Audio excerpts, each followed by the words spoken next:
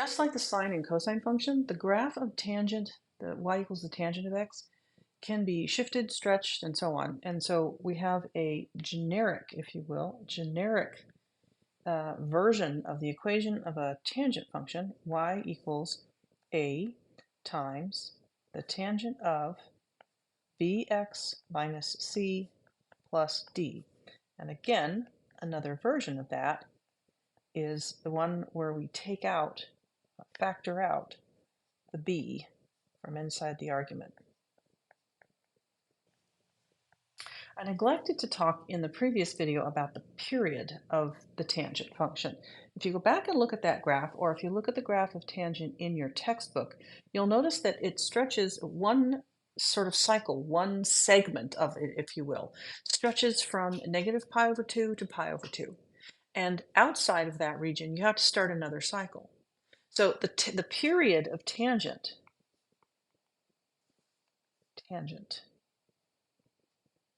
is only pi, not 2 pi, the way it is with sine and cosine.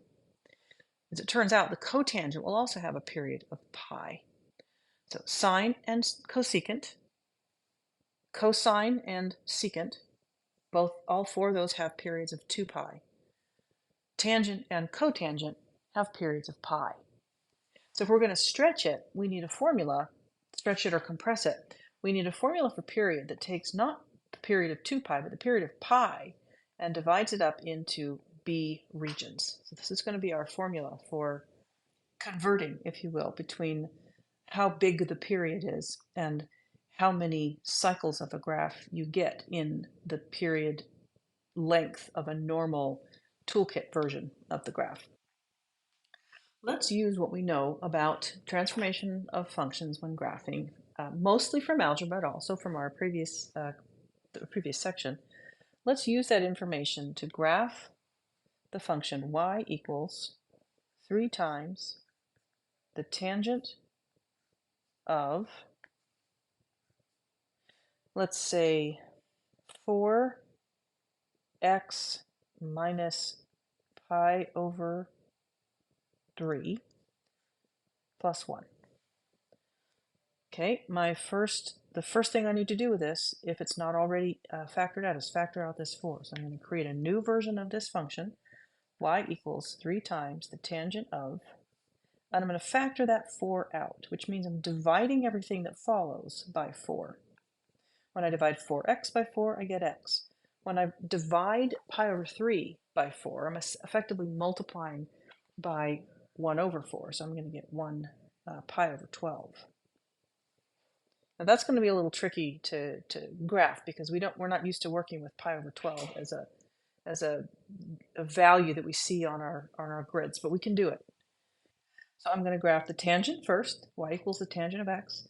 Then I'm going to graph y equals the tangent of x minus pi over 12, which just takes the previous graph, y equals the tangent of x, and shifts it to the right, pi over 12 units.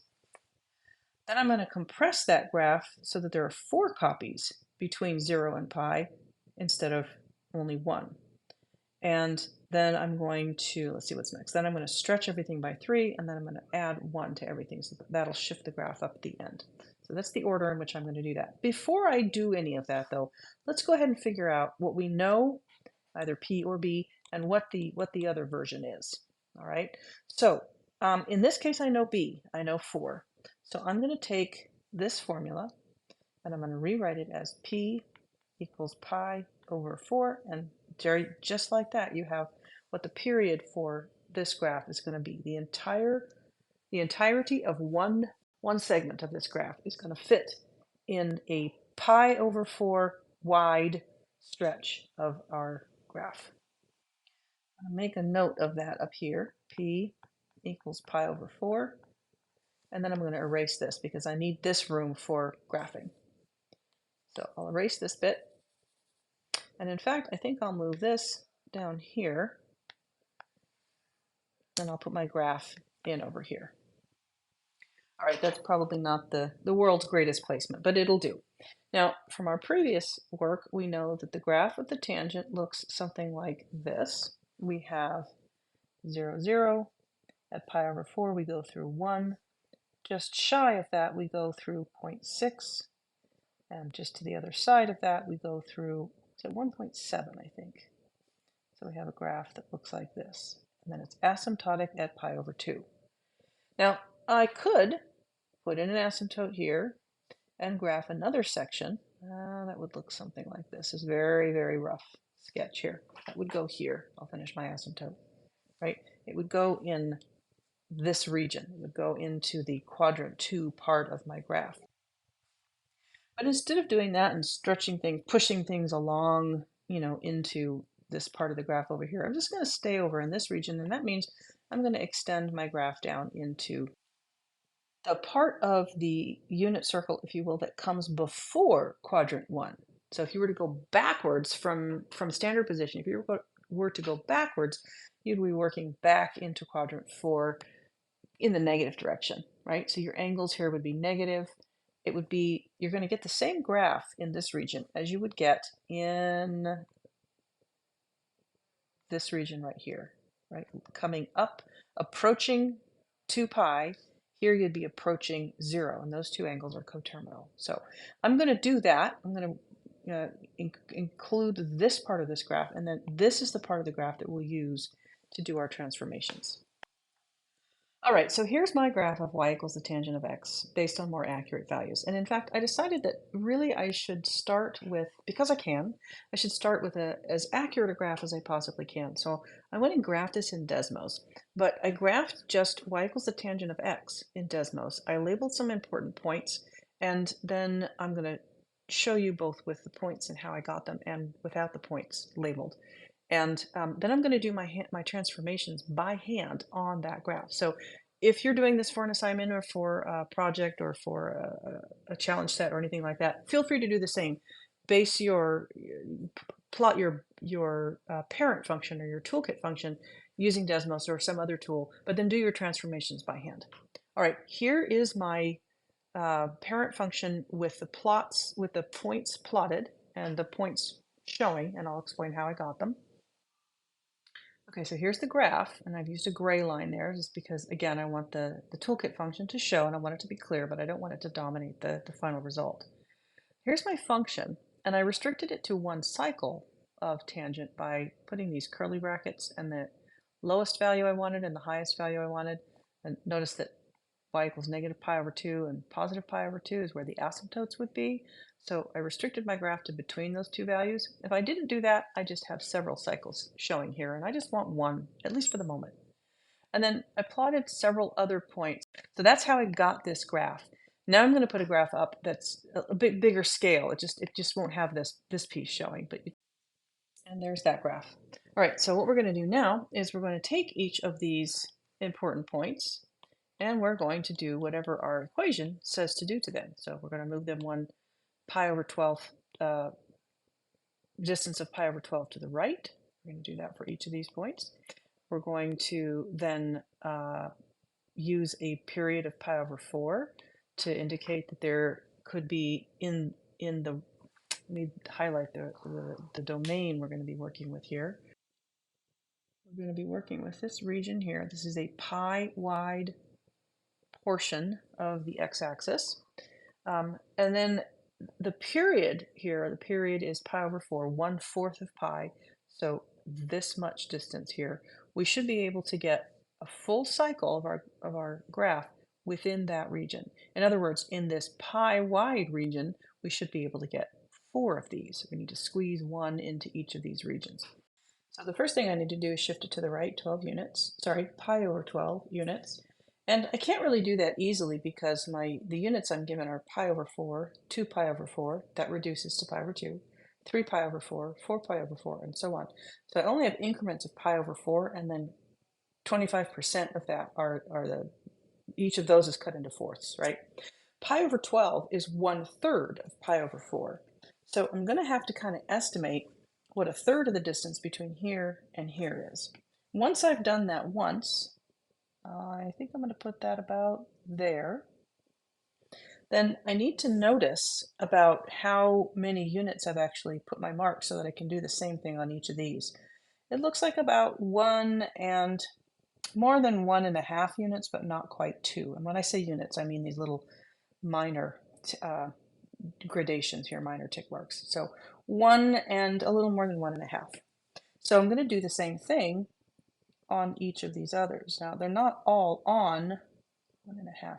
They're not all on tick marks, right? They're not all right on a line here. So I have to estimate for each one. That one looks like it's going to go about there. This one maybe about here. There's one that is on a mark, and here's one that is not. So those are my best, that's my best guess at approximately the same distance from the original point, the point on the tangent graph, to the point on the graph, the tangent of x minus pi over 12. So let's connect those dots now. And notice that this part I'm doing by hand, even though I started with a graph generated by Desmos. What I've just graphed is y equals the tangent of x minus pi over 12. Now, we did some work earlier to find the period of this graph, the period of the final graph, period of the equation we're supposed to be graphing. And that period is pi over 4. Right now, one cycle of this graph takes a full pi, a width of pi to go through. Each one of these boxes is pi over 4. So starting with this as my center, I need to get this whole thing within the width of one of these. This whole orange curve has to fit within the width of one of these boxes. The problem is it's not going to be centered on that box. I can't just use pi over 4 and 0 as my asymptotes. I have to figure out where pi over, let's see, what would it be? Pi over 8 is to the right and the left of that, and that's where my asymptotes are going to be. I've made a note here that pi over 4 is about 0.79, and so what I need to figure out is what is 0 plus pi over 12, which is pi over 12, plus half of this width, half of pi over 4, half, that's pi over 8. So pi over 12 plus pi over 8, that's where that first asymptote is going to be. So where is that? Pi over 12 plus pi over 8. I need a common denominator here. So I have 2 pi plus 3 pi all over 24. And that's 5 pi over 24. That's where my asymptote's going to be. For graphing purposes, I'm going to need to use my calculator to figure out what that is. So 5 times pi divided by 24 is 0.654. So roughly 0.6, a little less than 0.7. So my first asymptote, or my rightmost asymptote, is going to be at 0.65. And there are several different ways you might do this. What I did was I took 0.65, which is what I got here. Maybe I should make a note that that's approximately 0.65. And I compared 0.65 to 0.79. In fact, what I did was 0.65 out of 0.79, because that tells me what percentage of this distance the 0.65 is in relation to 0.79. So if this is 100% of the distance to 0.79, 0.65 is, as it turns out, 82% of the way. So this is 75% of the way. This would be 100% of the way. So it's somewhere in here. So my asymptote, my rightmost asymptote, is going to go, let's see, do I have the right color here? I'm not sure I have the right color. Here we go. My rightmost asymptote is going to be about here. Now that may not be exactly right, but I've gone about trying to find it by using analytical methods. I haven't just randomly thrown an asymptote down on the page. Not only that, but I've left a trace of how I found it. I did not actually make a note that 0.65 divided by 0.79 is approximately 0.82. That tells me that this asymptote is 82% of the way across from 0 to 0.79. Notice that the original graph was centered at 0. This graph is centered to the right of 0. So this point here is going to be to the right of the center of the new region, right? And that new region, if one asymptote is here, the other asymptote is going to have to be to the left of 0. So what I'm going to do is take 0.7, no, not 0.79, 0.65, which is where this asymptote is, and I'm going to subtract pi over 4, because that's the width of this region.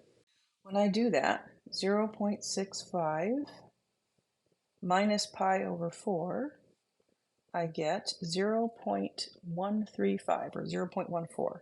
Again, difficult to be very accurate, but I can give an approximation. 0.135, negative 0.135. Actually, I should make a note of that. I left that off. Here's 0. Here's negative 0.25, so it's somewhere in between these two. So that is my second asymptote. And the center of the graph will be between those two, be centered on this new region here. So now what I have to do is figure out how to sketch this graph between these two asymptotes, keeping the same general shape, but compressing it. Basically, each one of these points is going to be a fourth of the distance from this new center as it currently is. Now, for this, I'm just going to estimate. This is not something that you'll actually have to do very often. So I'll use green for this, and I'm just going to estimate that. See, here's my, I think what I'll do is put a center line down. I'm going to put a very faint center line down. I'll start here. It's a little off. There we go, and then I'll extend it. You have to know how to use your tools. And that's a much lighter color than the others. And I'm going to go a quarter of the way between this center line and where the current point is. So it looks like it's going to be about there. This one's going to be about here. This one is going to be about here. And that makes sense because these should all be approaching this asymptote. So let's use the green pen. This one's centered. Again, I am just estimating. And then the same thing at the bottom. About here. Okay. And there's my current. Oops, I missed. My current estimate of this graph. It's getting hard to approach the asymptotes without actually going over them. This is y equals the tangent of 4 times x minus pi over 12. I would not normally present my work this way. If this was a final draft, I would have this kind of off to the side somewhere. I think I'm going to start by moving these over here. All right, so what's the next piece? We've done the pi over 12, we've done the 4. The next thing to do is to triple every y value. And that one should be pretty easy. All I need to do is take 0 and triple it. Well, that's still going to be 0, right? So that'll stay there. And then this has a height of, I think this is 1 and this is 2. So this value here has a height of 1. It's already off the screen. This point here has a height of about 0.7, 0.65. I think it was about 0.65. So we're going to triple that to 1.9 or so. So that's going to go there. And we're at this x value. So we're going to be about here, I think. And I can do the same thing with the bottom one. Right about there. I'm looking at this x value here, which is for this point right here, is now stretched to 3 times its height. All the other points are off the graph, so that's as good a job as I can do. So now my graph looks something like this. It's getting really stretched. And now I have y equals 3 times the tangent of 4 times x minus pi over 12. And the last thing I need to do is add 1 to all of those values. So I'm going to use a black marker for this, and I'm going to make it a little bit of a heavier line. And I'm just going to take each of these points and add 1. And each of these horizontal lines is a unit of 1 away from the previous one. So from here, this middle point here is going to go here. This point here is the next one over, and It's already off the off the off the graph. So I think I might just be able to squeeze it in there. So I'll do that.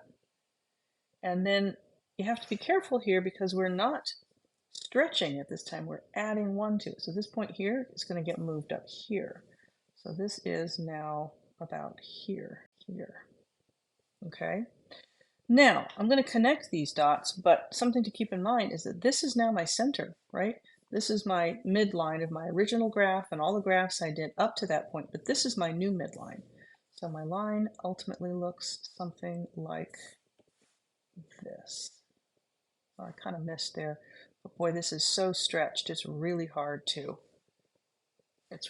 draw. I might be inclined to put a new midline in just because it might be handy to have a reference. Okay, and that's the line y equals 1. Forgot to make my pen skinny again. And there you have it. So this is not pretty, but that's the result of this work. I, in fact, did not need to erase my scratch work here. I would encourage you to leave this here as a record of the work that you did to find these values.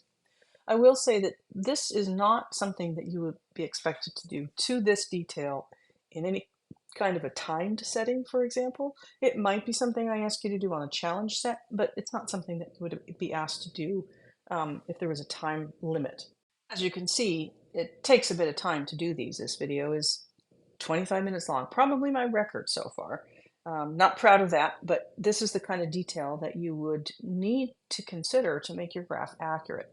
Now, they're not always going to be this difficult, but this is the kind of detail, this is the level of accuracy that I'm expecting. There are lots of different ways to get to that point. If this isn't quite how you think or the way you do things, don't panic. Come and see me if you have any questions, but just throwing a graph on a squiggle on the on a piece of graph paper and calling it a tangent is not going to do it. So you need to leave some kind of indication of how you got there. All right, for the next subsection, we're going to be talking about the graphs of secant and cosecant.